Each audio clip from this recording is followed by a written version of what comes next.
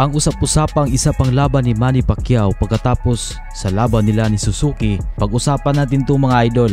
Ngunit bago tayo magpapatuloy ay huwag kakalimutang mag-subscribe at i-click ang notification bell button para kayo po'y laging maa-update sa mga boxing topic natin. So ayan nga mga idol, matapos sumabog ang balita sa mga boxing website na may negosasyon sa pagitan ni Manny Pacquiao at Mario Barrios at plano daw gawin ang laban sa buwan ng September at paglalabanan daw dyan ang WBC welterweight title.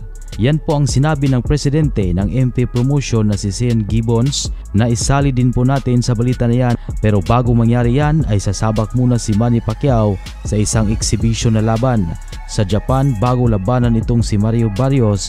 Ilang sandali nga lang po na kumalat ang balitang negosasyon sa pagitan ni Pacquiao kontra Barrios ay bigla pong nagpasabog ng balita itong Rizin Fighting Federation.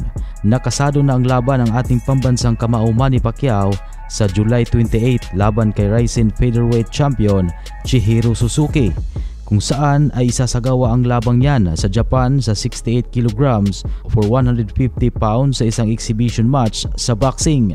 So talagang totoo nang lalaban si Manny Pacquiao mga idol bago labanan itong si Barrios. MMA fighter nga po itong makalaban ni Pacquiao at isang champion sa Rizin Featherweight. May record nga po itong 13 wins and 3 losses at may edad pa lamang itong 25 mga idol. Umakyat nga po mismo si Manny Pacquiao sa ring upang makaharap si Suzuki para i-announce ang laban nila at nag-face off ang dalawa. Bumira agad itong mangdirigmang Hapon kay Manny Pacquiao at sinabing ina-knock out daw niya sa first round pa lang. Sagot naman ni Manny Pacquiao, ipapaalam daw niya kay Suzuki na hindi madali at mas mahirap ang larong boxing kaysa sa MMA.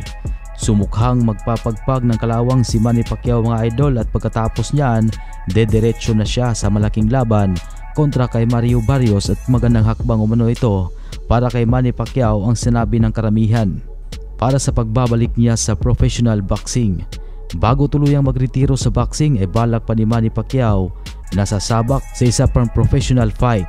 Matatandaan kasi na hindi maganda ang huling laban ni Manny Pacquiao sa pro kontra kay Ugas, kaya parang nais ngayon ni Pacquiao mga idol na makahawak uli ng world title bago tuluyang iwanan ang pagbaboxing.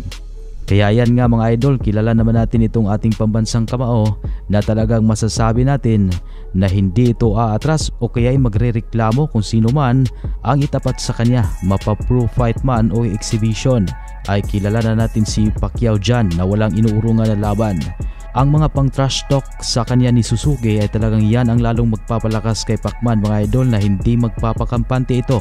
At subok na noon pa man sa dami ng mga nakalaban niya sa ring ay napatunayan ng lahat na sasakupin nito ang buong laban hanggang sa makaabot man sa sukdulan ng round o yung ibang nakalaban ay hindi na inabot ng 12 rounds. Pinagdedesisyonan agad ng referee na itigil na lang ang laban kasi delikado na masyado ang kalaban.